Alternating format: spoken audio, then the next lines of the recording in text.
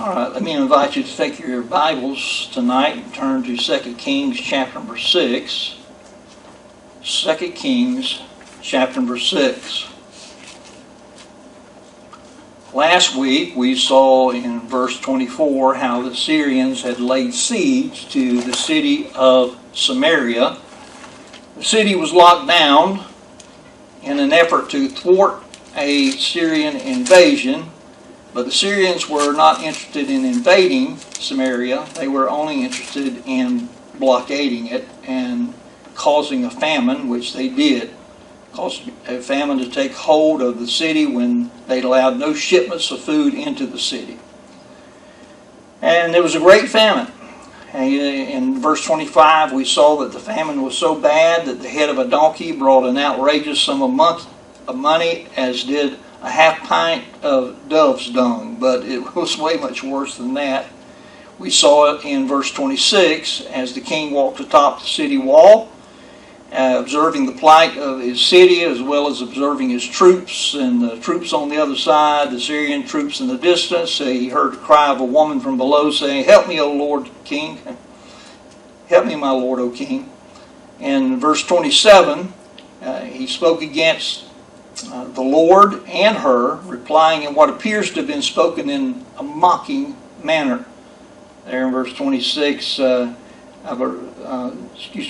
27, verse 27 says, "And he said, If the Lord do not help thee, whence shall I help thee? Out of the barn floor or out of the wine press?" Knowing that there was nothing there. But in verse 28, he asked her what her problem was. "What aileth thee?" After she told her story, he probably wished he had never asked. Verse 29 revealed that two women had become so desperately hungry that they hatched a horrific plan that involved cannibalism of their own children. Unreal. They had pledged to eat this woman's son on the day before, and then on this day they were to eat the other woman's son, but the other woman had change of heart and hid her son. In response to that, we saw in verse 30 how the king tore his clothes, revealing that he had sackcloth up under there. And now tearing the clothes was a sign of deep grief. And the people who observed the king scurrying along the wall, they saw that he was clothed in sackcloth underneath his clothes. Now, ordinarily that would be evidence of piety and holiness and concern for God, but as we read, we discovered that all that was just an outward piety covered up the spiritually dead man. He was spiritually dead. And in reality, the king of Israel was wicked to the core. We saw as we closed out how he hated God, hated God's man, Elisha. He had no concern for God's message to him. Really, the famine was God's message to him. You need to get right. Israel needs to get right. I mean, his show, though, of outward piety while being corrupt to the core shows how easy it is to have a form of godliness while denying the power of God in one's life. Now, tonight we pick up in verse 31. The first thing we see here, we're not going to read all these verses ahead of time because we're going to be going all the way through the end of chapter number 7 and the rest of this particular story. Now, we see, first of all, the king's edict against Elijah. There in verse 31, and we shared this as we closed, then he said, "God do so and more also to me, if the head of Elisha, the son of Shaphat, shall stand on him this day." He blamed Elisha. I guess he figured, well, Elijah could take and call out to God any time to stop this thing, and he ain't done it. That was the attitude that he had here. And we see the king's true spiritual condition is shown here. I mean, he swore this oath, declaring an edict that Elisha was going to be beheaded by the end of the day. And you might just say, be careful, little mouth, what you say. Because in his words, he brought God into the scenario as well as himself, saying, "God do so and more also to me if Elisha wasn't beheaded." Now guess what? Elisha wasn't going to be beheaded. Elisha still got his head when we get to the end of the story tonight. When he took to blaming God's prophet for his troubles, he was essentially blaming the God of the prophet. I mean, that's what he was doing. And Ahab did the same thing, like father, like son. Remember when Ahab finally had Elijah before him, and he said, "Art thou he that troubleth Israel?" Remember that? I mean, this is Ahab's son, and so these two wicked kings saw the problem as being the prophets, and the problem, if they really wanted to see it, was in the mirror. Look in the mirror, because they were the problem. Next thing we see in verse 32 and 33, we see Elisha's response to the edict. Verse 32, but Elisha sat in his house. Boy, he's real troubled, ain't he? Elisha did not run, he sat. We see no fear. In fact, he's sitting here in his house with the elders. Elisha sat in his house, and the elders sat with him. And we see the king dispatched a messenger to Elisha there in the middle of that verse.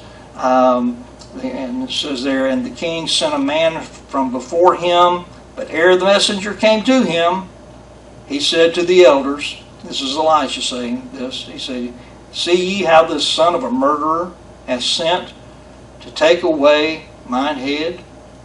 Look, when the messenger cometh, shut the door, and hold him fast at the door. Is not the sound of his master's feet behind him? And while he yet talked with them, behold, the messenger came down unto him. He said, behold, this evil is of the Lord. What should I wait for the Lord any longer? So we see the king dispatched the messenger to Elisha. He was sent to actually remove Elisha's head, and I guess bring the head back to the king. We don't know the specific details that he was told, but I guess the king wanted to see this happen himself. So he's following along behind, but Elisha was privy to it. How was he privy to it? Well, he's in touch with God. He's in touch with the Lord, and the Lord let him know. And Elisha told the elders what was about to happen there in verse 32. And the Lord revealed to him that the king wanted his head. The Lord also revealed to him that not only was the king's messenger on the way, but the king himself was not far behind. And so we see Elisha instructed them to block the door until the king arrived. And Elisha had a message from the Lord to deliver to the king, and he wanted the king to be there in person for the message. I mean, the message we're going to read here in chapter number 7, at the beginning of chapter number 7, was intended for the king.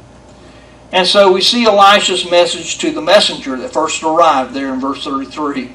While he yet talked with them, behold, the messenger came down unto him. So the messenger's at the door, and he said, this is Elisha speaking, behold, this evil is of the Lord.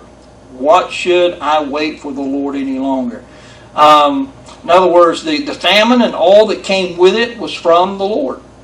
And it was from the Lord for the purpose of getting Israel to turn. And getting this wicked king to see his sin of not acknowledging the Lord. And when he asked the question, what should I wait for the Lord any longer?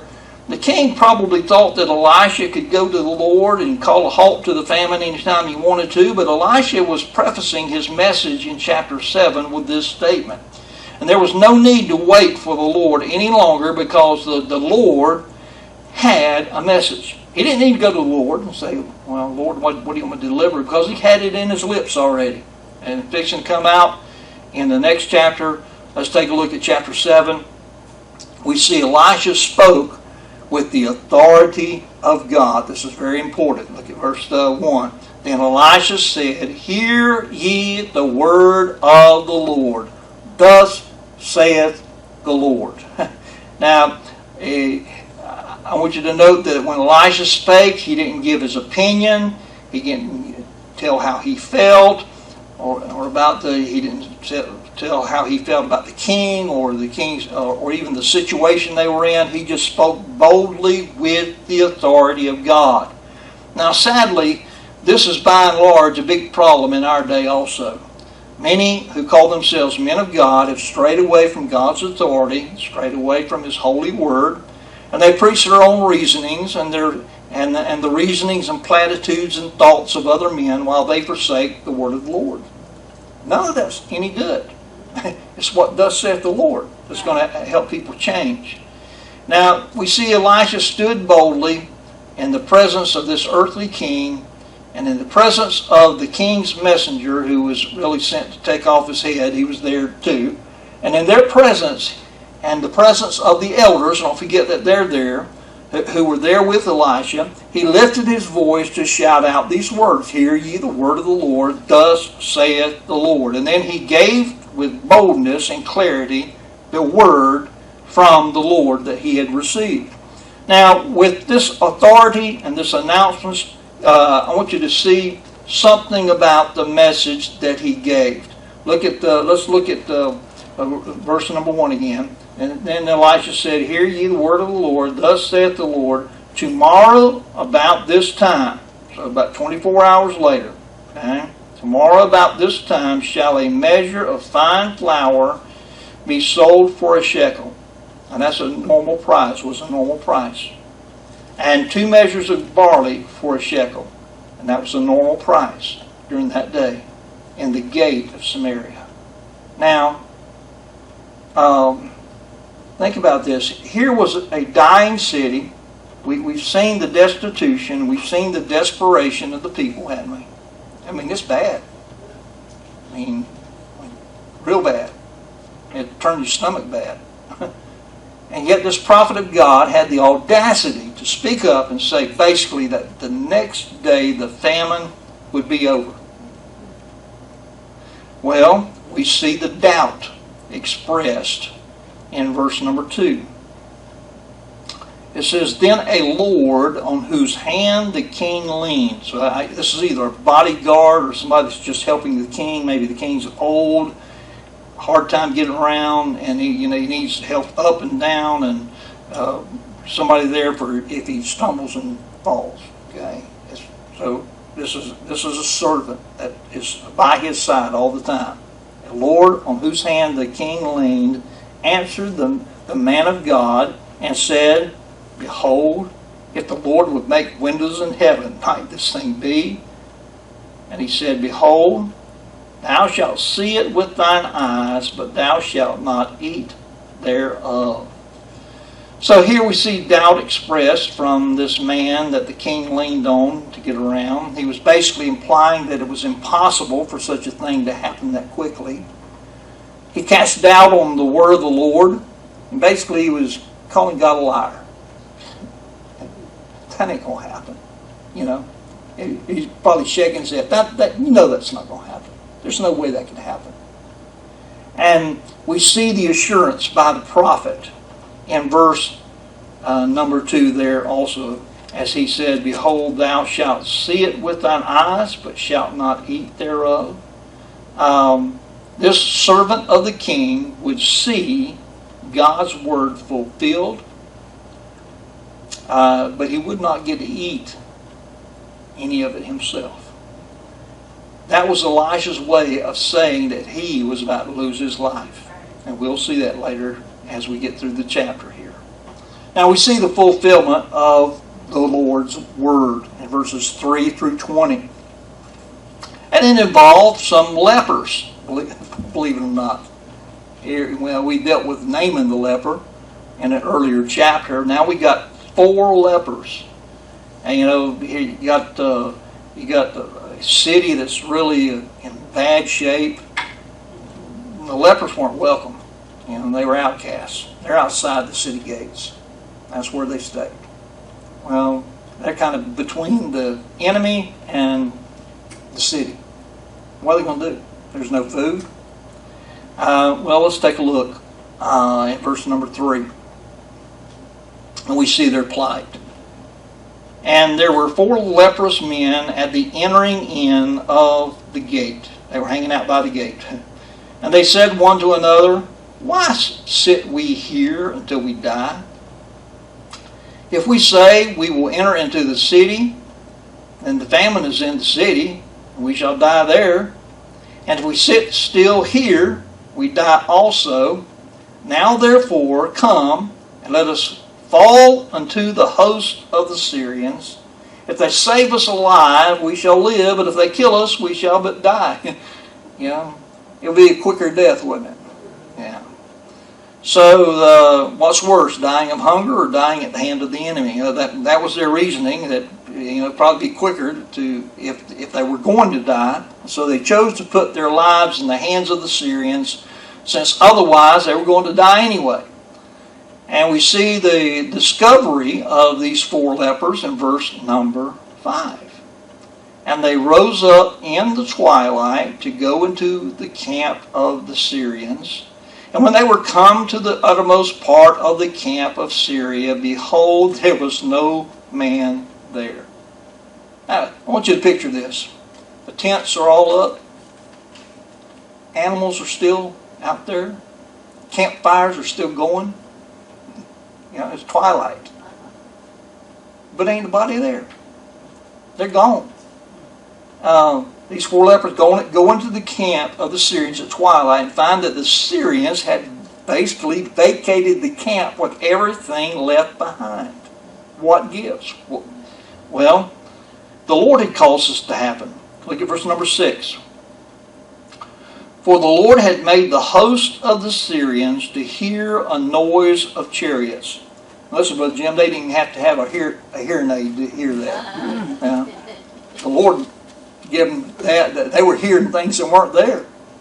The Lord made the host of the Syrians to hear a noise of chariots and a noise of horses, even the noise of a great host. I mean, it sounds like they are fixing to be dead meat. I mean, they hear this great commotion, and look what they said. And they said one to another, Lo, the king of Israel hath hired against us the kings of the Hittites and the kings of the Egyptians to come upon us. Now, the reason why they would reason in that is because the Samaritans were not in any shape to be fighting themselves. I mean, they're dying of hunger. They're weak. So it was the Lord that caused this to happen. Look at verse number 7. Wherefore they arose and fled in the twilight. They happened to flee right at the same time that these 4 guys got there.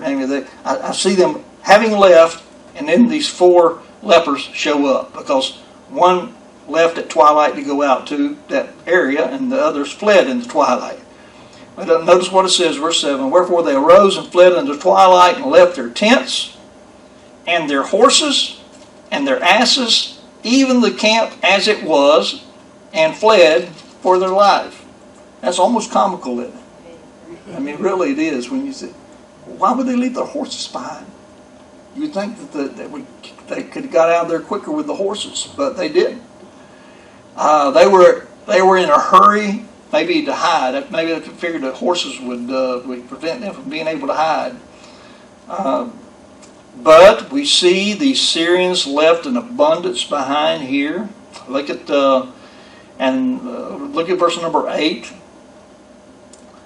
And when these lepers came to the uttermost part of the camp, they went into one tent, and did eat and drink, and carried thence silver and gold and raiment, and went and hid it. Came again and entered into another tent, and carried thence also, and went and hid it. So the Syrians left an abundance behind, and the lepers began eating and then hiding spoil. They got a full belly. Well, let's see what else we can find around here. A little gold, a little silver. Fine. Here's a fine raiment here. And so they put it away for another day. Well, the lepers, in verse number 9, they realized they weren't doing right in keeping this good news to themselves. Look at verse 9. Then they said one to another, We do not well. This day is a day of good tidings. and we hold our peace. If we tarry till the morning light, some mischief will come upon us. Now therefore come, that we may go and tell the king's household." They weren't even willing to wait until the morning. They went and woke the king up.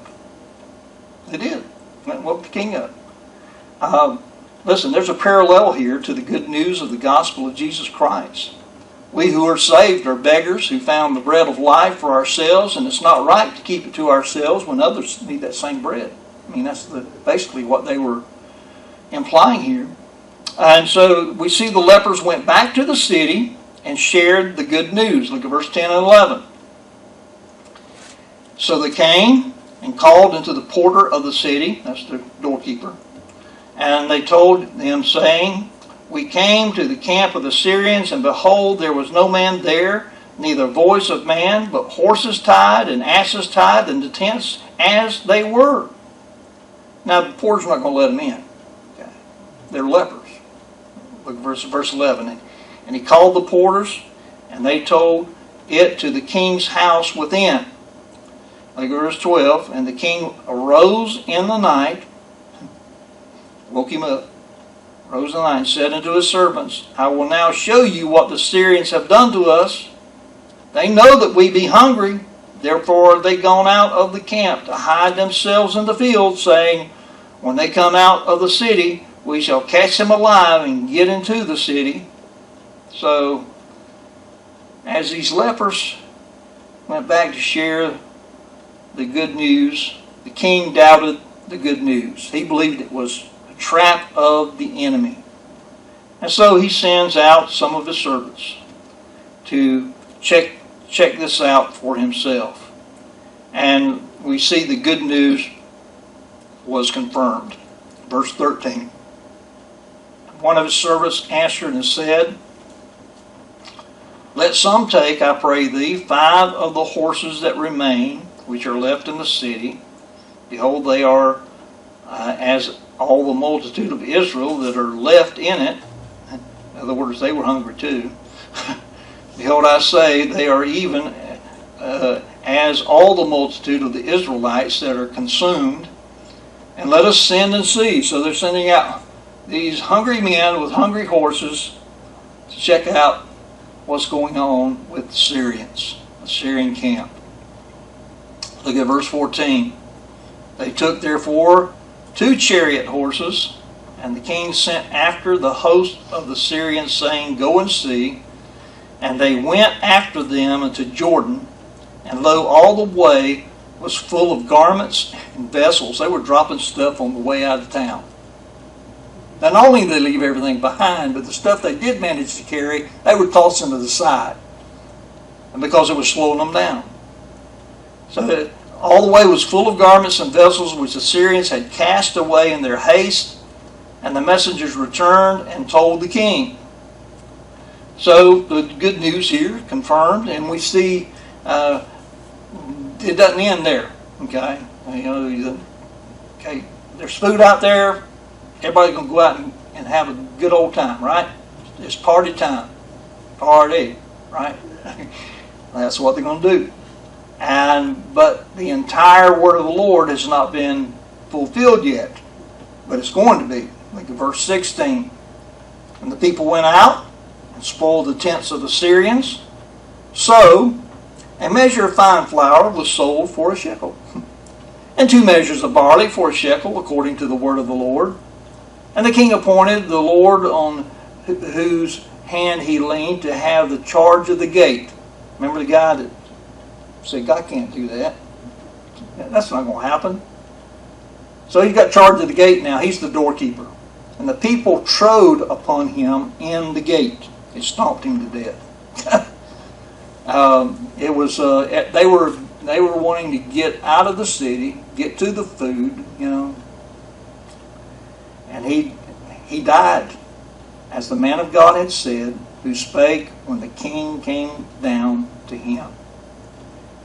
And it came to pass, as the man of God had spoken to the king, saying, 2 measures of barley for a shekel, and a measure of fine flour for a shekel, shall be tomorrow about this time in the gate of Samaria.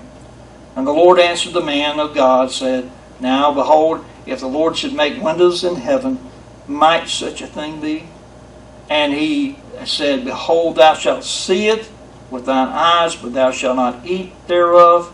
And so it fell out unto him, for the people trode upon him in the gate, and he died. I think this was spoken again for emphasis. Just like the Lord said he was going to do, the entire word of the Lord was fulfilled. The entire word of the Lord by the mouth of Elisha was fulfilled in this story. Now I want you to note three things as we close out this chapter. Three things. Number one, don't blame God for your problems like the king of Israel did. Okay? He blamed all this on God. Where was the problem at? It was him. It was him and his people. God's not the problem, but he has a solution. God had the solution, didn't he? He did. Yeah. Even though he was doubted. Number two thing, don't keep the good news you have received. I'm talking about the gospel. Don't keep it to yourself when it is in your possession to help others who are still starving spiritually, just as you once were. And then number three, don't ever doubt the Word of God. If the Lord said it, He'll do it. Amen. He said it. He'll do it. He's able. And He's able to take and fulfill whatever He says He's going to do without any exception. All of it was fulfilled. Well, that's our Bible study for this evening. And let's take and pull out our prayer list. We'll pray for the needs, and we'll be dismissed.